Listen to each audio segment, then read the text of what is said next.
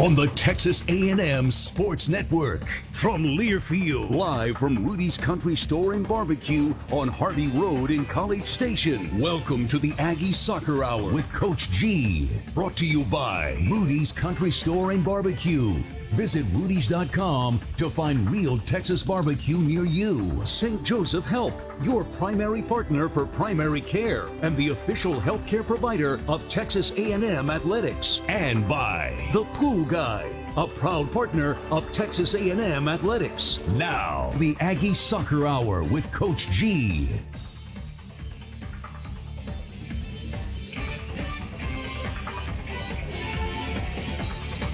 Latest edition of the Aggie Soccer Hour. I am not David Ellis. I think people might could tell that. Matt Simon with you here. Along with the head coach, G Guerrieri. For the next hour, we will talk all things Texas A&M soccer. Good to be back with you, man. Well, it's nice to have you here. And David Ellis a little bit under the weather tonight. He should be back in full voice. We're hoping for the match on Thursday night when Tulsa comes to town. But it's always nice to have you back. Those who don't know, Matt Simon is one of the originals with everything that has been streaming with anything A&M athletics, going back to the early '90s. So I guess to put this kind of in context, Matt has always been involved in the early days of technology with Texas A&M sports, and was one of those punk kids in those days who still we would say, wouldn't it be neat if we could, it'd be so neat if we could, broadcast, our games. I know they do radio for football and they do radio for baseball and basketball, but it would be kind of cool if we could, rig something up to do something for our games, for the sports that are pretty competitive, but you just don't see that much of. And he was like, well, I bet we could, get some chicken wire and we could do some stuff here and there.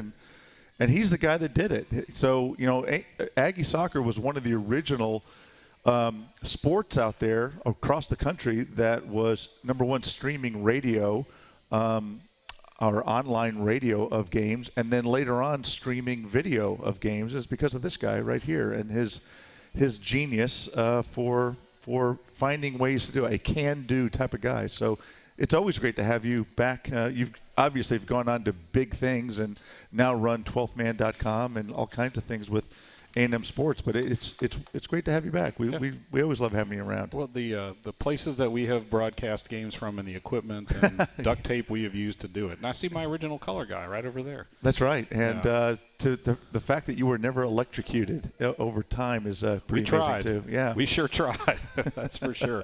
The Aggies one final home game on this homestand. I know that's when I guess the homestand will technically end with the game against Tulsa. You go to TCU on Sunday. We'll get to a lot of that later. And then back for Grambling before you kick right into conference play. But let's look back at our last match, 1-1 draw against Baylor on Saturday night. What a fantastic crowd. Obviously you were there too. I was there in 2006 for that North Carolina match. This one was pretty darn close to that. The energy in the stadium was great. I know disappointing result mainly because of the way your kids played. You guys played so hard. You had so many great opportunities. That I was talking to somebody yesterday about it. I was like, I kind of like it to a baseball player that's hitting line drive after line drive right at people. You're doing everything right, just not getting the reward. Just kind of look back at that Baylor match and what you guys can take. Yeah, the statistics after it. XG is a statistic that shows the expected goals, and our expected goals from the analytics of it was 3, but we only scored 1. And a lot of that you can chalk up to Baylor played with a lot of passion. They had a lot of people behind the ball. Just in the last 15 minutes, I think we had 65% of the ball and all the chances, and they cleared several balls off their goal line. We hit the post, and as we really were pressing to go at them, they had a lot of kids going down with the cramps, and hats off to them that they were able to kind of fight to keep the ball out of the back of the net and keep it at a 1-1 draw. But 6,700 at the match. Ellis Field only holds comfortably seated about 2,400. So when you do the math, that's quite a few more than that. And And really, it just kind of goes to show how lucky I am, but how lucky our players are to be able to play and have that kind of support behind them. And year after year, we talk about there's not many women's soccer teams that have a weekly radio show out there supporting them, and they have that kind of crowd that are out there, and the kind of the passion behind it. It's interesting because to have it, most places in college soccer have one grandstand on one side, and the rest of it is the other 3/4 of the field around it are just emptiness. And Ellis Field is surrounded, and the opponent is absolutely surrounded, so that energy is all around you, and it just needed one more goal to release a lot of that energy. And that's what the crowd was just waiting for and waiting for and waiting for. As we would strike the post, or as we would hit a shot off the back of another Baylor player's back of their head or their kidneys or other vital organs, it was that those kids were throwing themselves in front of the ball to keep it out of the back of the net. It was just like so close every single time that it made for an exciting game, but it was a little bit frustrating. 6,743 was the crowd, second largest ever at Ellis Field, and the 9th largest ever in an NCAA regular season soccer match. So 2 of the top 8 or 9 crowds in the history of women's college soccer in the regular season are right here at Ellis Field. How proud are you of maybe mentally, of the way your kids have been handling this? If you look back, late goal against an elite Florida State team, you dropped that one. Yeah, number two in the country, and we played them straight up. Great game. Yeah, it was a great game, and it was that was a game that I think for the neutral, one of the big complaints that people have about college soccer is that it's played at a frantic pace, and it's not a cerebral sport. It's just athleticism. And clearly, anyone who saw that game, it wasn't played that way. It was a chess match, and it was 2 teams that had clear plans and very technical and very skillful players and very, very intelligent players. And you could tell that both teams had their game plan. They were trying to play it out, and they score a fortunate goal off a deflection in the first half. Sammy Smith scores a great goal to tie it up with about inside 5 minutes before halftime. And then they score really just a real quality goal to win it in the 87th minute, which is deflating for our players. And they come back. We come back 4 days later to play again another. I don't know where Washington State is ranked right now. We might have a top 25 list here somewhere, but they're another highly ranked team, and we go toe to toe with those guys. We give them 2 gift goals. We outshoot them pretty substantially, and we miss a lot of chances, and they walk out of here with a gift win, in our opinion. And lo and behold, we're 0-2 after that, and then we can't quite finish it off a Baylor team that fought. So I'm proud of what our team has done, because we've played well. We just haven't gotten the win that we needed yet, and so we're not ranked. And I kind of pity anyone who thinks that we're a bad team, because I hope people will keep thinking of us as an underdog as they kind of come in there. Is Washington State ranked? They are 17 in the latest poll. They're undefeated. There you go. So so what the cool thing is for us is our players know that they're a good team. Our players know that we're good, and we had this conversation today. That we have to be more consistent. We have to hold ourselves more accountable collectively, players and coaches, and players to players and players to coaches, and vice versa. And we have to hold ourselves to a higher standard as we're going to be playing, and that's something that we have to do internally within the group, because we're good enough to beat all these teams. And starting with our match on Thursday night, and then we're going to go up to play another top 25 team at TCU on Sunday. These are games that we are capable of winning, but we've shown that we're also capable of not winning.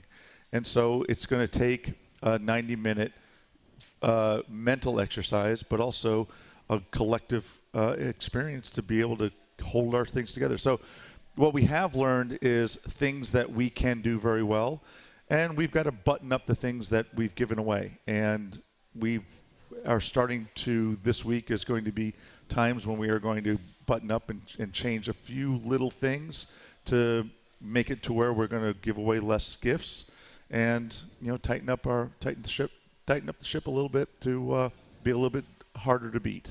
That's one thing that really impressed me. I was there, standing right down by you guys for the first half, watching the second half on the video stream. Backline clearance, ball just wide of the goal, goalie save, a post. There wasn't I didn't notice body language. The players kept pushing, they kept fighting, they kept grinding. Because, as you said, you come in with that record, and then Baylor's literally only chance of the first half. Great score, great goal, but they did. So from a mental frustration standpoint, we can be frustrated, but the players, no, they were the attitude and the body language out there. I was really impressed with that. Yeah, I mean, they were irritated, but they were like, "You've got to be kidding me," type of thing. But and we really broke that down today. As far as with the players, this is not.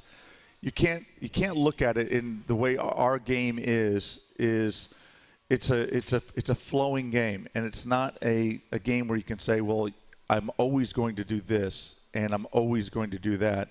It's a game that if this happens, then we have to look for this, and if this happens, then we have to adjust to that. And you have to be able to change on the fly, and you have to be able to communicate with each other so that those changes can happen. And if you're not on the same page, or if you're not communicating, whether it's through verbal or body language, then the chances of you not making those adjustments are absolutely going to happen.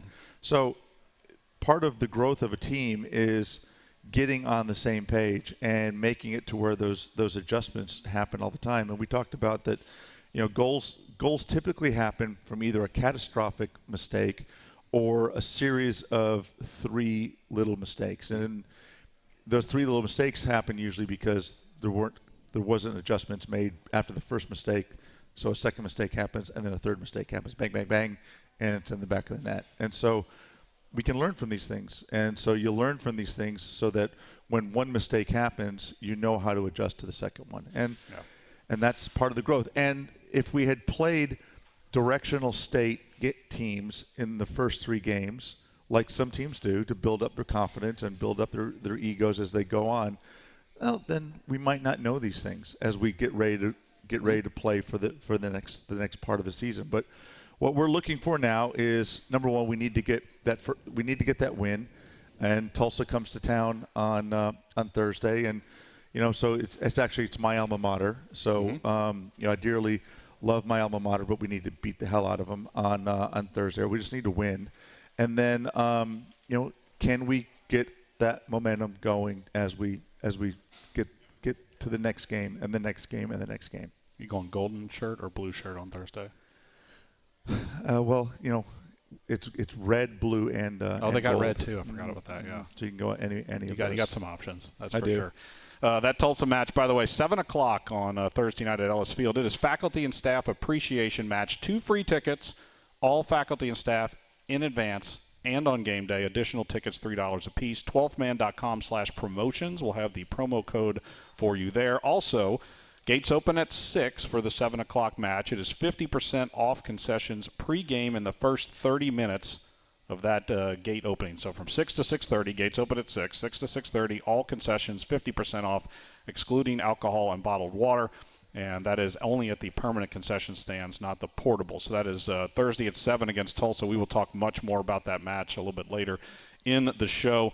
If you can't be there, we want you to be there, of course. You can listen right here on Gospel 97.3. You can watch it inside the ESPN app on SEC Network Plus. And, of course, if you're watching us or listening to us tonight in the 12th Man mobile app, you can do so as well right there. 12th Man Rewards Program, thanks Aggie Athletics fans 13 and older for standing with the 12th Man in support of our student athletes. It is back this year with new items. Download or log into the 12th Man mobile app. Create or update your rewards profile today. Attend events, get points, redeem rewards. For details, visit 12thmanrewards.com. We are back with the Matulas, I think. We're going to drag them up here. The Matula sisters are here tonight, and I think you're going to enjoy meeting these two. Put them up on stage. So that is when we return. You are listening to the Aggie Soccer Hour from Learfield. A couple of guests up on stage here, Macy and Margo Matula. Welcome, guys. Thanks for hanging out with us on a Tuesday. Thank you. Now, Margo, I believe you have been tasked, probably because you're a freshman, you've been tasked with reading the Rudy's Barbecue Reader. I've been told by David it's a tradition, so feel free to go ahead and give it a shot. Okay. Soccer and barbecue lovers know the perfect brisket needs the right wood. Rudy smokes all their meats using their delicious signature rubs in 100% oak-fired pits. Get your real Texas barbecue fix today at Rudy's or on the web at rudys.com. Excellent. That is a pretty good level, I'd say. That's one take, too. How about that? We don't even do stuff in one take. You know That's what? impressive. We have had our youngest players always step up and do these reads, and they never disappoint. We have never had anyone just absolutely fall down, and Margo has been fantastic on that. So the two sisters here, it is really neat for us to have sisters. We've had a lot of sisters play for us over the years. Thomas, is it seven? Look, he didn't even do the research, did he? 9. Kurt's got it. We've had 9 sets of sisters come and play for us over the years. So it's not something new, but it is something special to have sisters play for us. And you guys, so y'all have played with each other a lot. So Margo, you have almost always played up with Macy, right? A lot when I was young. Like a little bit less now. Define young. Like how old were you when you first started playing up with Macy?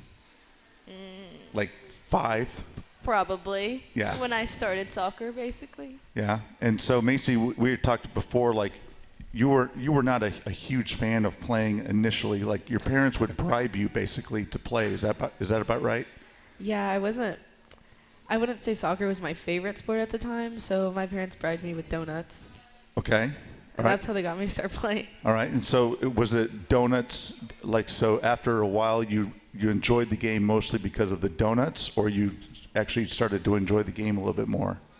No, I think probably for about the first couple months it might have been the donuts. After that, it was the game itself. So perhaps donuts are motivating. Perhaps we can sort out some sort of NIL deal with a donut distributor here in town, and that might be a way of expanding, but just as long as it's just not an issue of her actually eating the donuts right now, but just kind of taking pictures with the donuts would be the best way. We'll the take care image of the donuts, yeah, I'd be happy to the press test them box out. would always appreciate it as well.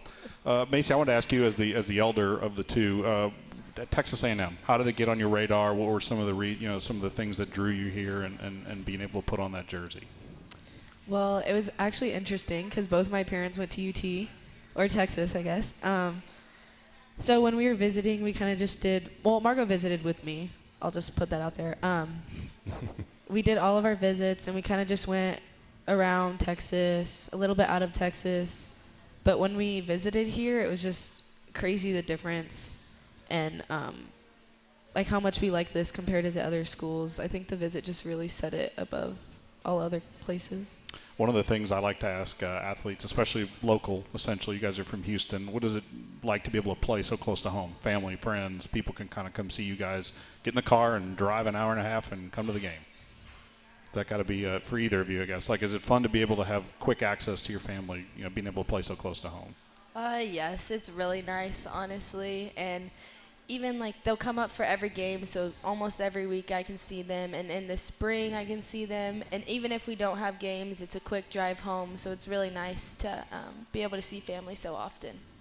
For you guys growing up playing, maybe we'll start with Macy. I know you're both listed as defenders. I would expect playing younger, you probably played a little bit around the field here and there.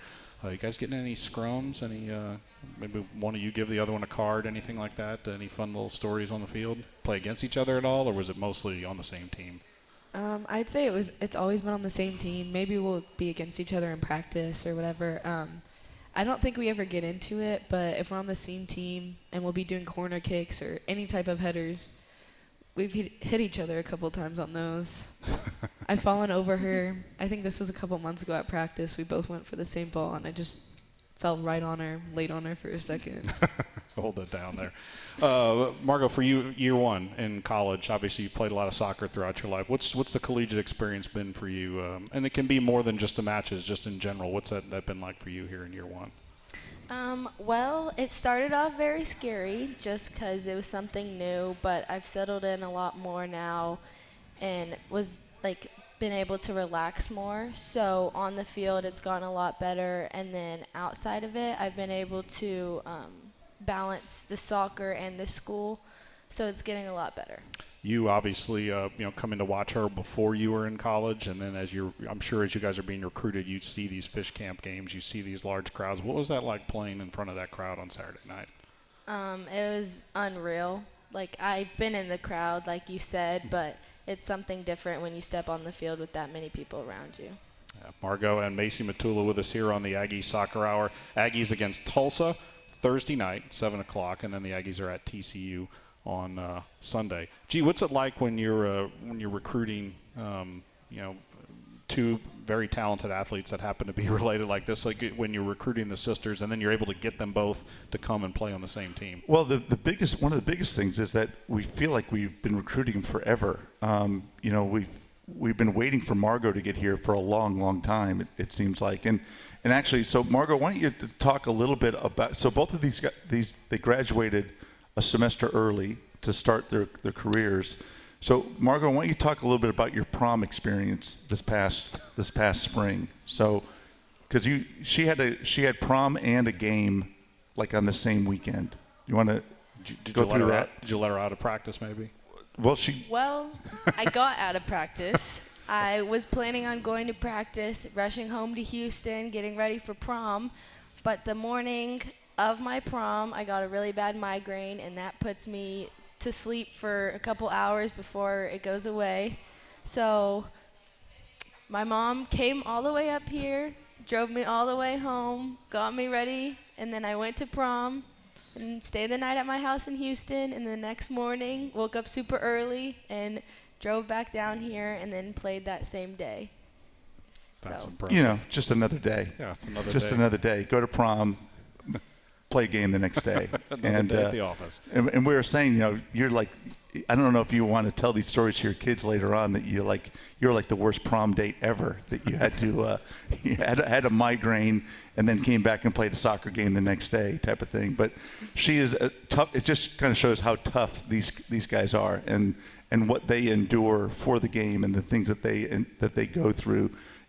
And they're just very quiet and just very businesslike about the way that they kind of tough through the ordeals that they have to do to make sure that they're fit enough and strong enough to make it through and play for their team. It really is pretty phenomenal.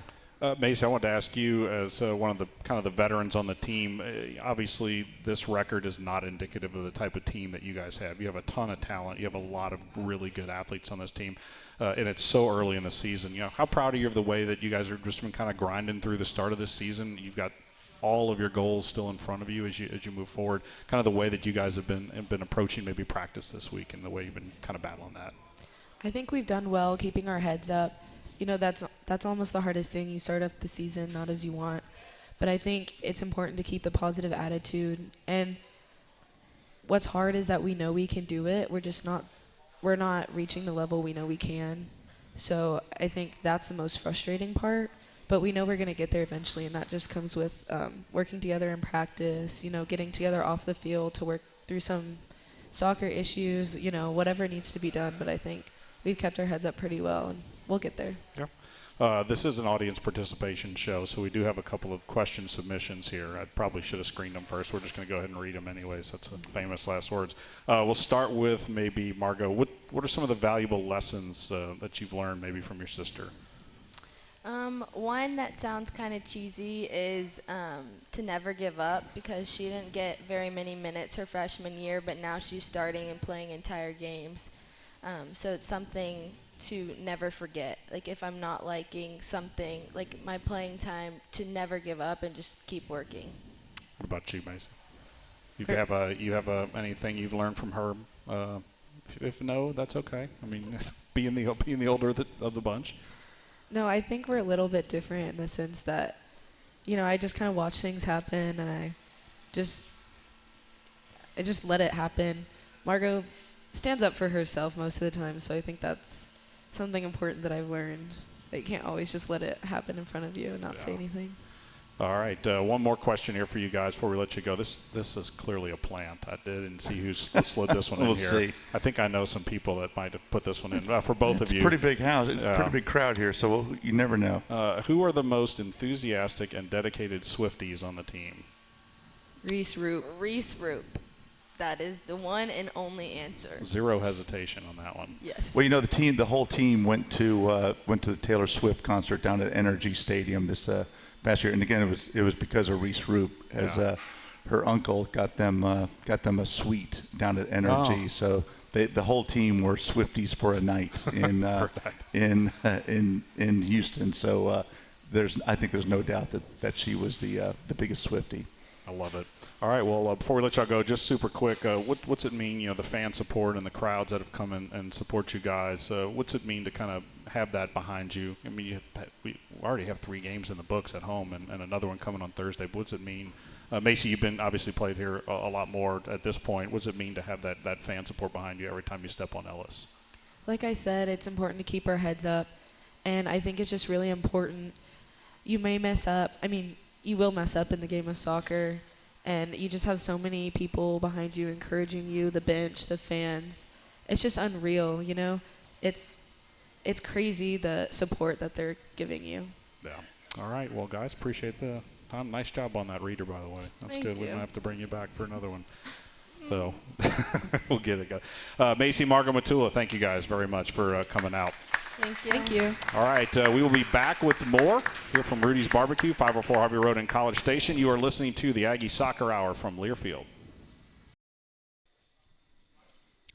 Your number one source for the best gear for Aggie fans is 12thmanshop.com, powered by Fanatics. Visit 12thmanshop.com today to find the latest gear from Adidas in support of your Fighting Texas Aggies. Welcome back to the Aggie Soccer Hour. Texas A&M getting set to host the Tulsa Golden Hurricane on, are they still golden? I think they are. Yes, they are. They're absolutely. Golden Hurricane. Proud alum G Guerrieri with us here on the Aggie Soccer Hour. That is Thursday night at 7 o'clock. Told you a little bit earlier in the show, but just quickly, faculty and staff appreciation for the match. 2 free tickets, all faculty and staff, in advance and on game day. Additional tickets, $3 each. Visit 12man.com/promotions, and you can get the promo code to get those. Also, the game is at 7. The gates open at 6. From 6 to 6:30, all orders at the main concession stands from 6 to 6:30, 50% off, excluding alcohol and bottled water. So 50% off promotion. So get there a little early and get a nice little deal on some food there. Aggies Thursday against Tulsa. It's not going to be a triple-digit night. So No, it's it's a double-digit night. yeah. So that means it's like a cold front has come through town. So it should be very comfortable. Did you do what I did? I went and stood outside and watched the front roll through and watched the temperature go from my back porch. It went from like 113 to about Pretty 88. amazing, isn't it? Pretty amazing. Crazy. So Thursday, the Aggies are at home against Tulsa. Then on Sunday night, they're at TCU. TCU receiving votes in the latest poll. We'll go over those games in the final segment of the show. Let's quickly kind of whip around the SECG. Only one team in this league, and this league has played some very good opponents. Only one team currently unbeaten, untied. That is Alabama. 8 more teams are unbeaten with a tie on their schedule in the SEC. I started to go over the standings, but it doesn't matter at this point. It's so early in the year with the division, so that's not really. Well, it doesn't matter because and everyone are playing different types of games that they feel are right for them, that are the kind of opponents that they need to be playing. So we're not playing the same types of schedules. So whatever your record is kind of befitting to you. But the key is that well, with the exception of us right now, everyone is doing really well. I mean, there's a lot of – I think the winning percentage right now in the league is probably second highest, only to the Ivies, and the Ivies aren't playing anybody, is I think 770, which is fantastic, which means that if we as a league can continue at that pace, if the Aggies can get ourselves off the snide and start winning our games – then once the SEC portion of the season starts on the 15th of September, then when we start playing each other, our RPI only helps each other, and we only start to help each other instead of – it used to be in Big 12 days when we were in the Big 12, when we would play another team in the Big 12, we could win and our RPI would go down because the level of the competition within the league was low. Mm-hmm. And so we would always be like holding our heads like we'd go into a game where someone was trying to break our legs and we would drop by winning a game. Well, that's not the way it is in the SEC. In the SEC, there's so many teams have got such good records because they're really good teams that you only gain by getting a good result. And sometimes even if you don't get a good result, you still go up. So that's what we need to do. We need to hold up our end of the bargain for the league. I think we will. And like I said, right now the only undefeated, untied team is Alabama, and they should be. They're the defending champions. So we just need to take care of our own business as we go forward. Yeah, and obviously you didn't get the results you've wanted. However, I would argue that you've probably gotten, and it's not out yet, but you're going to have one of the strongest RPIs in the conference based off just who you've played with the 3 teams you've played. Mm-hmm. The latest United Soccer Coaches poll just came out. Today, actually. So here's your top 4 teams: UCLA, Florida State, that name sounds familiar, Stanford, North Carolina.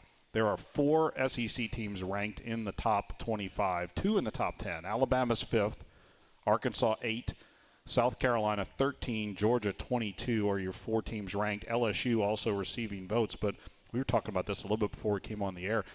I know it's still early, but this league, I get the vibe that it's really a wide open race this year. It's open for it's kind of there to where there'll be some teams sort of near the top, but it's not like one team is going to be able to kind of mow through this league. It's getting so much better depth-wise. Well, 2 of those teams that you mentioned there, they're in the top 10 with Arkansas and with Alabama. Both of those teams come to Ellis Field. Mm-hmm. South Carolina also comes to Ellis Field this year. So. We play all 3 of those, and we play all 3 of those here, which is nice. Yeah. LSU knocked off Texas in Austin 3-1 about a week ago. So they're up there because of that result. So good for them. It's again, there's been some really good results, and there's some games coming up this week that will be. That should be interesting. Tennessee had a good win earlier on, but then they got beat by SMU this past weekend. That was kind of a head scratcher of sorts. Arkansas had Notre Dame on the ropes, gave up a late goal to tie that game in South Bend. This Sunday they're going to go to North Carolina, so that'll be an interesting game for them. And Arkansas is just such an ugly team to play against. They're so hard to play against, but they do what they do so well. They're just so different from everybody else, and they've built themselves to be so different from everybody else. So they're always a good challenge. It's why we played Washington State, is because they're very Arkansas-esque, to kind of prepare ourselves for that type of team. But some games coming up this week, if we want to look at some of those. Miami goes to Alabama. That'll be interesting. Milwaukee, which has been a good team. As a matter of fact, the coach at Kentucky, Troy, is the former coach at Milwaukee. They've won umpteen championships in a row at the Horizon League. They go to Arkansas on Thursday, so that's a good RPI game for Arkansas. South Carolina's at home, Tennessee's at home, Georgia is home against Minnesota. So a lot of good games at home for the league. Obviously, we play at home against Tulsa, and then on Sunday, there's a lot of games that the league should be able to take care of. And then the big game really is, like I said, is that game Arkansas against North Carolina, and then Missouri and Kansas. Interesting game. That's always, you got the. It's back, baby. The border war. That's right. The border war is back, and a lot of times I don't think that the schools were allowed to play each other in competitions when Mizzou left the league. I think that they've kind of lightened up on that a little bit. So they're playing again, which is nice. And then, of course, the other big one is us, our game against TCU up in Fort Worth. Yeah, there are a couple of other big national power games this weekend that I thought were interesting for fans of the game. On Thursday, number 1 UCLA is at number 11 BYU. And then number 22 UCF goes to State College to play number 8 Penn State. Penn State, having just seen, I believe TCU was up there last weekend. We'll talk about that in a pretty close match that Penn State was able to beat the Frogs, but statistically pretty darn close. Yeah. So, what's happened right now is I think that with no overtimes, games have become tighter and closer. Teams are not kind of opening themselves up that much to a wide open type of game.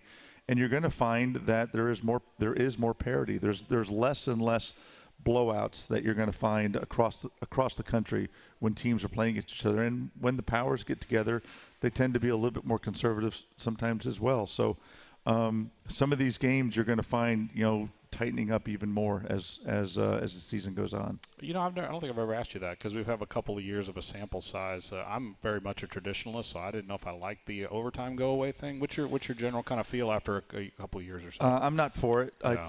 I'm for. I think American fans like winners and like you to go for the win. And I think that most American soccer fans would prefer that they walk away from a game with a win. And so for example, this past weekend with Baylor, I think that had that game gone into overtime, somebody would have won that game. Baylor, so, yeah. If we were keeping a cramp-o-meter as far as like how many players are going down with cramps, there were quite a few people in green who had gone down with cramps, and it was just showing, in the last 15 minutes of that match, they were struggling to kind of keep up with it. Well, they were getting to that 90-minute point and kind of holding on for it. Well, overtime might have come up with a result for somebody. They could have taken a shot and scored. So I don't think playing an extra 10 minutes and 10 minutes with a golden goal opportunity, I think that makes it more exciting. And I think it also helps the NCAA committee. If a team wins compared to a tie, is it a good tie or is it a bad tie? I just think it just makes it a little bit easier. And a sample size so small of 18 to 20 games is really hard for the NCAA committee to figure out at the end of the year what is a good tie and what is a bad tie. And last year there were significantly more ties than there have ever been before. And I think this year there's going to be even more ties than there were last year. Yeah, and I'm not coaching, but the gist of that I see is kind of, back when there was an overtime, maybe a team might bunker a little bit before overtime, but then they're going to open it up once they get into overtime. But now I think you're almost guaranteeing bunkering. The lesser team is going to try to get that tie. It's just the way it is. Yeah. It's just the way it is. And because they know, hey, if I can get a point, which the traditional 3 points for a win, 1 point for a tie. If I can get a tie, in my mind, that's a good tie. For the other team that's trying to chase that needs that 3 points, it's a bad tie. And it's just it's gamesmanship. It's what it is. And so the flip side of the argument is, well, these girls are playing so many games, and that's true. And one side of what I keep saying about trying to expand our season by 3 more weeks is we want to try to decompress the season. So maybe I'm speaking out of both sides of my mouth here too, by saying that 20 more minutes in a week isn't going to do them in, because we have all these substitutes that we could use. We have a re-entry in the second half, and so we could you can manipulate your substitutions that you're not going to completely overwhelm them by this extra 20 minutes. It would be great if we had, in my opinion, had overtime and we had 3 more weeks that we could stretch out and put more days between games, so that we could have the best of both worlds. But the NCAA is not listening to that right now. Yeah, that makes sense.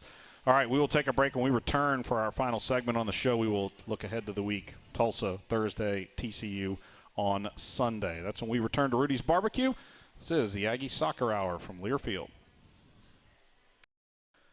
This copyrighted broadcast is an exclusive presentation of Learfield IMG College under the broadcasting rights granted by Texas A&M University. Reuse of this presentation is prohibited without the express written consent of Texas A&M and Learfield IMG College. Announcers are provided by Learfield IMG College and Texas A&M University. It is the Aggie Soccer Hour, live from Rudy's Barbecue, 504 Harvey Road, along with the head coach, G Guerrieri. G, one final question from the fans here, wondering about the what's coming up with the Turn It Gold game this year. It's the Ole Miss game on the 29th of September. Yeah, I mean, the Turn It Gold game, for those who don't know, you guys like Turn It Gold, what's that all about? Turn It Gold is where we are allowed by A&M Athletics to do one charity game a year, and our charity is to basically to fight against childhood cancer and pediatric cancer. And our the group that we work with is the Turn It Gold Foundation. which is founded down in Houston and by two Aggie ladies. And we work with them, and it's gold is the official color of pediatric cancer, fighting pediatric cancer. And the month of September is Pediatric Cancer Awareness Month. So all of September, you'll see on our pitch there'll be a gold ribbon painted on the pitch, and then on this one particular game, we're able to raise money to help in the fight against cancer. So we have specific jerseys that our ladies will wear, and we will have a lot of social media presence and everything else. Our players are all in on this, and they are absolutely all in this. Allie Russell and Daria Britton last year did a wonderful job as the spokesmodels for this. This year, our players will take that over. I'm not sure exactly who the two or three girls who are going to be the main people for that, but they always step up big time for this. Anyway, we sell replica jerseys of what the team is going to be wearing, and they look fantastic as well. So they are gold uniforms. It's the only time that we don't wear. Well, we wear pink on occasion in October because that's for women's breast cancer. But this is our thing. We don't raise money for the Coleman Foundation. We raise money for the fight against childhood cancer, and the whole issue of that is that there's just not enough money raised for the fight against pediatric cancer. Women's breast cancer does get billions of dollars a year, and the amount that is not spent for research for childhood cancer is shocking. So the two women in Houston, all the money that is raised, it goes to specific projects here in the state of Texas that are going to go to helping out for cancer research, usually with MD Anderson or other projects here in the state of Texas. So it's money well spent, and 100% of the money goes to helping out in that cause. And our girls have raised thousands and thousands and thousands of dollars in the past. So all the money raised from the shirt sales, all the money raised for donations, all of that goes directly to helping out in the fight. So that's what that night is all about, and I hope people will come to be big supporters of that night. All right, just a couple minutes left in the show. Let's quickly look at the I'm going to kind of do it backwards here. Sunday, the Aggies are in Fort Worth against TCU. That's a 7 o'clock kick. You can watch it on the ESPN app.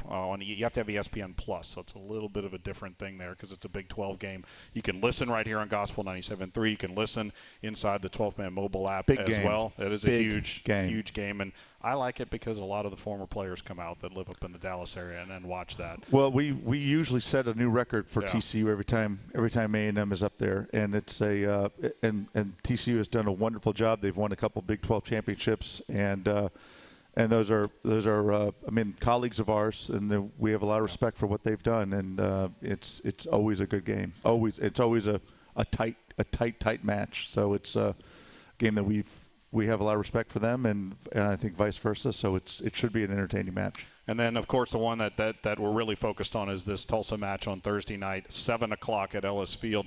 Tulsa, a bit of the backs against the wall, kind of as well. But for you, I think it's always about Texas A&M and the way you want your team to play. I would think maybe this game even more so on Thursday. Of course, it's it's a game that we need to win. And Jim Ryan, who's the coach at Tulsa, is a personal friend of mine. Again, like I said, this is my alma mater. It's kind of funny because Tulsa is known as TU, and those people who don't know, so it beat the hell out of TU is what this is all about. And it's kind of funny because when my wife Terry and I, when we would be around a lot of my college friends, and we'd be talking about TU, and Terry would kind of, as we were driving home, she'd be like, "Listen, when we move to College Station, you need to understand that you did not go to TU. You went to Tulsa is where you went to school. So you need to kind of get that out of your vernacular and let people understand that you went to Tulsa. You did not go to TU." And I'm like looking at her like, "What are you talking about?" She goes, "The school in Austin is known as lowercase t, lowercase u, and they will not understand what you're talking about. They will take things the wrong way potentially, and you might get off to the wrong start with some of the Aggies. And I was like, point well taken. I am now a Tulsa grad, and that's just the way it's going to be. So you can if you say beat the hell out of TU, the Tulsa people will understand what you're talking about, and you're more than welcome to do that. But we just want to win is all we want to do. And Jim Ryan is like I said, he's a very good coach. They came into the season with really high aspirations. They have a lot of talent on that team. They've just been a little bit snake bit in their game so far. So they are desperate for a result, just like we are. So I really do. They're a team that they put the ball down. They try to play for possession. I think it'll be an attractive game. I really do. And so for those who are looking for a high entertainment value of a game, this is going to be a really good game. 7:00 at Ellis Field on Thursday. All right, thanks, man. It was fun. Appreciate it. And appreciate you being here, David. Also hope if you are healthy enough to sit up, I know he is. He's probably up. He's fine. Yeah. But hope you're feeling better, and we look forward to seeing you on television on Thursday. All right, that'll do it for us here on the Aggie Soccer Hour. Thanks to our engineer, Kevin Menschow, Andrew back at the studio, for Margo and Macy for visiting with us as well. We will see you on Thursday at Ellis Field. You've been listening to the Aggie Soccer Hour from Learfield.